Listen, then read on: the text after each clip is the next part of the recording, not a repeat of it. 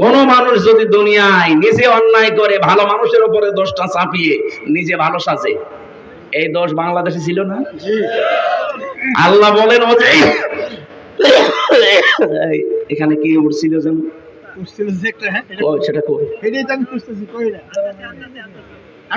এই জায়গায় নিয়ে আসেন, এখানে নিয়ে এসে মাথার উপর একটু দিয়ে রাখেন।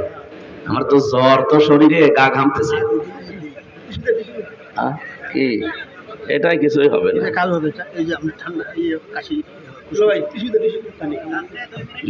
না ঠিক আছে। গা ভেতরে ঘামতেছে তো ওইটা দিয়ে এখানে একটু দিয়ে দেন 2-4 মিনিট, এরপরে সরিয়ে ফেলেন। কই সেটা কই?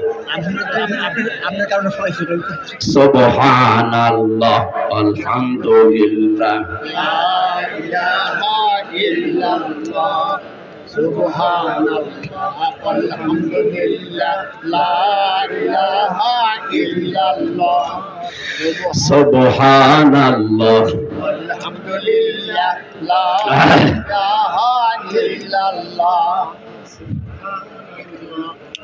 এই কোথায় এত দেরি হয় কেন? ওটা আসতে আকাশে গেছে উড়তে।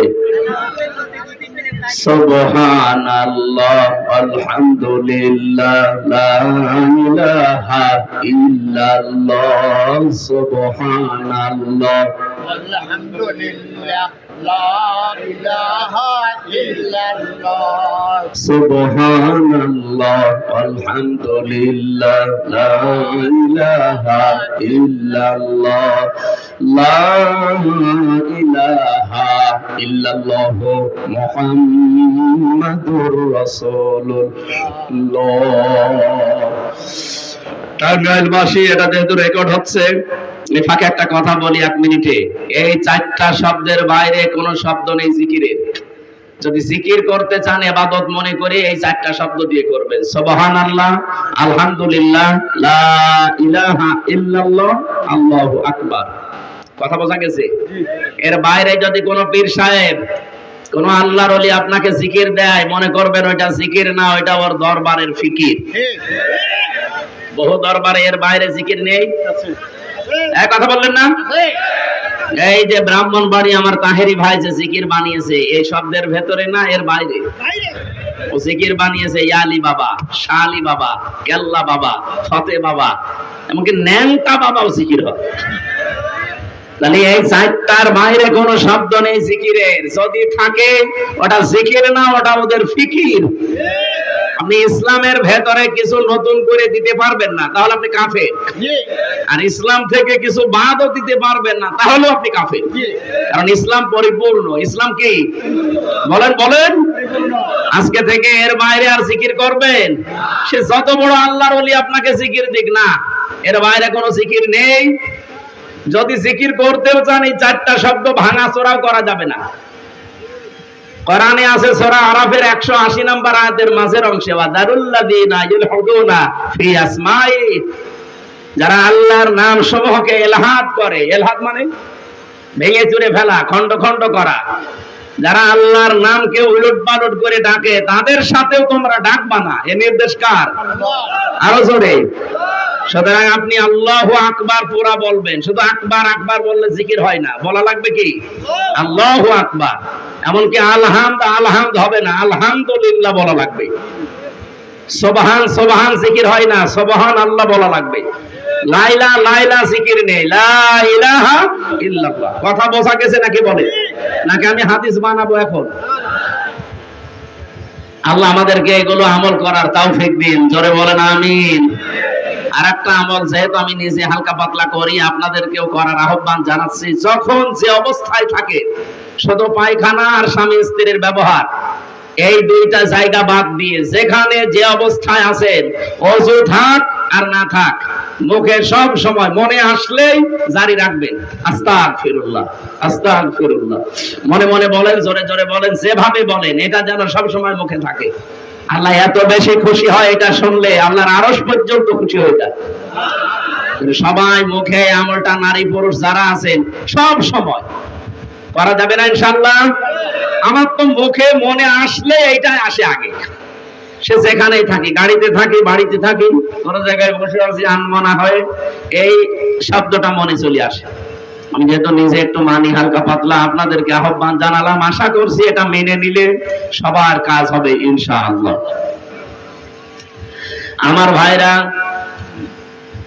যেহেতু আমরা পরিচিত হয়েছিলাম ওই ক্লাসে, ওখানে আল্লাহ আলু পটল সিঙ্গা এগুলোর নাম শেখাননি, শিখিয়েছিলেন যত ভালো কাজ, যত অন্যায় কাজ সবগুলো ওই ক্লাসে আমাদের আদি পিতা আদমকে আল্লাহ একদিনেই এক ক্লাসে শিখিয়ে দিয়েছিলেন। আমরা তার সন্তান হিসাবে ওই কাজটা ওখান থেকে জানি। লেখাপড়া না করলেও আমরা কিন্তু জানতে পাই যে কোনটা ভালো কাজ, কোনটা মন্দ কাজ। ভালো কাজের আদেশগুলো দেওয়া লাগবে, পরিচিত কাজ। অন্যায় কাজ যেগুলো আপনি ওই সময় ক্লাসে পেয়েছেন, নিজেও জানেন যে এটা অন্যায়, অন্যায়টা যাওয়ার পরে শুধু নিষেধ করে ভাই চলির মধ্যে এটা করো না, না, এটা তো অনুরোধ। অন্যায় কাজের নিষেধ করার জন্য বাধার প্রাচীর তৈরি করা লাগে, আর বাধা দিতে হলে পেছনে ব্যাকআপ লাগে। কিছুদিন আগে এই যে জেলে গিয়েছিলাম, 3টা বছর ছিলাম। তার আগে 20 সালে প্রথম দিকে আমার গ্রামে, কুষ্টিয়ার হালসা আমার গ্রামের বাড়ি, ওখানে একটা জেনার ঘটনা ঘটেছিল। বিবাহিতা মানুষেরা জেনা করে ফেলেছে, সাক্ষীও আছে। গ্রামবাসী আমারে বলছে আপনি ফতোয়া দিন, আপনি মুফতি মানুষ, দিয়ে দিলাম ফতোয়া। কারণ বিবাহিত মানুষ যদি জেনা করে সাক্ষ্য প্রমাণ হয়, তাহলে তাদেরকে পাথর দিয়ে মেরে ফেলা লাগবে, এ পর্যন্ত পুঁতে ফেলে। এটাকে আমি বানিয়েছি, সূরা নূরের ভেতরে আছে না? এখন এই ফতোয়া দেওয়ার পরে গ্রামবাসী যারা আছে, মেম্বার, চেয়ারম্যান, এলাকার সবাই মিলে যদি বলে হুজুর ফতোয়া দিয়েছে, এই কার্যকর করা হবে। ওই মহিলাকে আর ওই পুরুষকে যদি ধরে এনে জনসম্মুখে এই পর্যন্ত মাটির ভেতরে গেড়ে দিয়ে যদি পাথর দিয়ে ইট দিয়ে মেরে ফেলতো, সঙ্গে সার বলে যেটাকে, আমার মনে হয় ওই মহিলাকে সঙ্গে সার করার আগে আমার সঙ্গে সার করতো আগে। মহিলাকে যখনই আপনি জেনার শাস্তি দেওয়ার চেষ্টা করতেন, পুলিশ আমারে ধরতে ফতোয়া দিয়েছে কে, হামজা নিয়ে আসেন। পুলিশ আমারে বলতো এদেশে কি ইসলামের আইন কায়েম আছে, আপনি ফতোয়া কার্যকর করতে গেলেন কেন? ওই মহিলার শাস্তি হবে না, শাস্তি হবে আপনার। কথা বোঝেন আমার? কিন্তু আমার পেছনে যদি ব্যাকআপ থাকতো, বাধা দেওয়ার মতো প্রাচীর আমি তৈরি করতে পারতাম, যে অন্যায় করলে বাধা দেওয়া যায়, যার দ্বারা চেয়ার লাগে, আইন লাগে। এই কথা বলছেন না? এগুলো যদি আমার হাতে থাকতো, সত্যি করে বলেন তো কেউ আমাকে নিষেধ করতো? ওই ফতোয়া দিয়েই শুধু শেষ? কার্যকর করলেও কোনো সমস্যা ছিল? আর এখন যেহেতু নেই এই আইনটা, এখন ফতোয়া পর্যন্ত শেষ।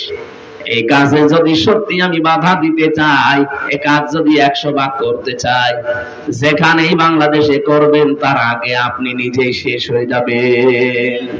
আমরা এইটা তৈরি করতে চাচ্ছি। এটা আপনার কাছে রাজনীতি মনে হয়? 100 বছর উলঙ্গ নাচ চলছে কুষ্টিয়ার একটা থানায়, 100 বছর। ওই মেলার নামে নাচের আয়োজন করে, ওটা আর একটা উলঙ্গ নাচই। উলঙ্গ বলতে অর্ধ উলঙ্গ নাচের ব্যবস্থা করে। এরা এখন এই দেশে যারা, এই যে বললাম না 15 থেকে প্রায় 77 জন মানুষ এখন চাচ্ছে দেশে আমরা ইসলামের আইন চাই, এরা এখন সব এক জায়গায় হয়ে গেছে। এরা বলছে না, এই অর্ধ উলঙ্গ মেলা আমরা চলতে দেব না। এই নিয়ে কুষ্টিয়াতে আজ ব্যাপক সংঘর্ষ, অনেকগুলো মানুষ অলরেডি আহত। যারা ইসলামের পক্ষে আছে তারা তো সওয়াবের নিয়তে বলছে না, এই অন্যায় আমরা হতে দেব না। আর যারা এগুলোতে আনন্দ পায়, এই নিষিদ্ধ কাজ করে যারা শান্তি পায়, ওরা বলছে না আমরা এগুলো করবই। আপনি সৎ কাজের আদেশ যখন দিলেন, অন্যায় কাজে বাধা দেবেন না? এক কথা বলেন না কেন? এই বাধা দেবেন যারা বুঝে ফেলেছেন, তারা যত কিছু সামনে আসুক সব উপেক্ষা করে বাধা দিতে গেছে। এই শুরু হয়েছে মারামারি। এই জন্যই তো আমরা বারবার মানুষকে বোঝাতে চাই, দিন যতদিন কায়েম না হবে ততদিন পর্যন্ত আপনি যত সফিগিরি করেন পূর্ণাঙ্গ ইসলাম মানতে পারবেন না। আজকে ওসি এসেছিল দেখা করার জন্য আপনাদের। আমার এই গাড়িটা এখন এখান থেকে যদি ছাড়ি, কুষ্টিয়া পর্যন্ত যদি আমি যাই, কমপক্ষে 3 থেকে 4 জায়গায় গাড়িটা আমার ধরবে। রাস্তায় যারা পাহারা দিচ্ছে তারা, গাড়ি থামিয়ে বলবে হুজুর দোয়া চাই। এখন যদি বলে দোয়া করে আসলাম, না, যে দোয়া নিয়ে আসলেন ওই দোয়া দেন। কথা বলছেন? আপনারা যে দোয়া দিয়েছেন, এখন আমার রাস্তায় যেতে যেতে কারোকে 1000 2000 দোয়া দেওয়া লাগবে। তাদেরও দোষ না, কারণ তারা রাত জেগে ডিউটি করছে। ঠিক আছে, পাহারা দিচ্ছেন, আপনি নেন দোয়া। গত পরশুদিন আমি খুলনা থেকে আসছিলাম ডাকো, এই আসার সময় গাড়িটা আটকিয়ে টাকাও আমি দিলাম। আমার দিকে তাকিয়ে বলছো, হুজুর মন খারাপ করবেন না, দোয়া যখন দেখছেন দোয়ার মতো দেন। এ দোয়া আমরা শুধু একা ভাগ নেই না, আমাদের উপরে যারা আছে উপরওয়ালাকে দেওয়া লাগে। আমরা তো চাই না এগুলো, বাস্তবে অনেক জায়গায় আমরা বাধ্য হই এই দোয়া নিতে, কারণ প্রতিদিনের টার্গেট ফিল আপ করা লাগে। হয়তো 20,000 করে দেওয়া লাগবে উপরওয়ালাকে প্রতিদিন, এটা আমার যেভাবে হোক কালেকশন করতে হবে, এই জন্যই তো দোয়া চাই। এখন বলেন তো, এই মানুষগুলো যারা দায়িত্বে আছে, এরা যদি অন্যায় করতে নাও চায়, উপরওয়ালার নির্দেশে তারা বাধ্য হচ্ছে। এই জন্য কোরআন হাদিসের মূল বক্তব্য এটা, যে কোরআন কায়েম করো। মান ক্বারাআল কোরআনা ফাস্তাযহারাহু ফাহাল্লা হালালাহু ওয়া হাররামা হারামাহু। যদি কেউ কোরআন পড়ে আর কোরআনকে যদি ইজহার করার চেষ্টা করে, ইজহার মানে না না, এখানে ইজহার মানে বিজয় করা। ওটা তো আরবি গ্রামারে যেখানে আমরা তাসবিহ পড়ি, সেই জায়গায় ইজহার মানে প্রকাশ করা, ইজহার মানে স্পষ্ট করা। এখানে কোরআন এবং হাদিসে যেখানে ইজহার আসবে, এর বাংলা অর্থ দাঁড়াবে ইজহার মানে বিজয় করা।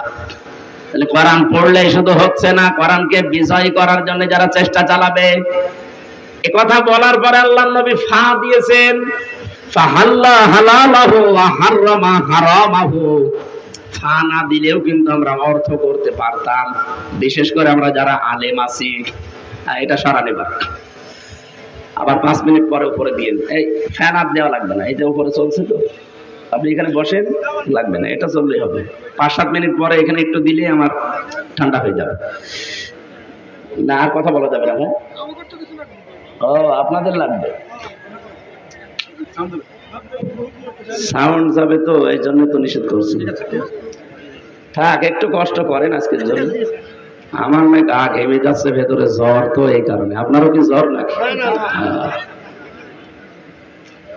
ও টাঙ্গাইল বাসিক, এই ফা শব্দের ব্যাখ্যা আমি বালাগাত মান থেকে, ফা শব্দটা 19টা অর্থে ব্যবহার হয়।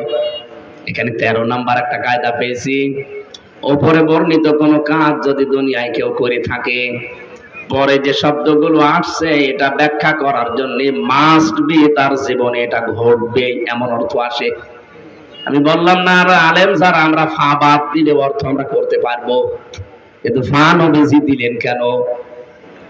কোরআন যারা পড়ে আর কোরআনকে যারা বিজয় করার জন্য চেষ্টা চালায়, ফাহাল্লা হালালাহু ওয়া হাররামা হারামাহু, হালালকে হালাল জেনে আঁকড়িয়ে ধরে আর হারামকে হারাম জেনে ছেড়ে দেয়, আদখালাহুল্লাহুল জান্নাহ।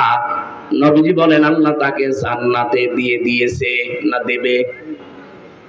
হ্যাঁ, কি বাংলা অর্থ কি আগে বলেন? আদখালাহুল্লাহুল জান্নাহ, আল্লাহ পাক নবী বলেন যে আল্লাহ তাকে জান্নাতে দিয়ে দিয়েছে, না দেবে? দিয়ে দিয়েছে। এটা মাঝি পাস্ট, এটা অতীতকালের শব্দ। আমার প্রশ্ন হচ্ছে আলেমের কাছে, আমরা এখনো তো মরি নাই, তো জান্নাতে চলে গেলাম কি করে?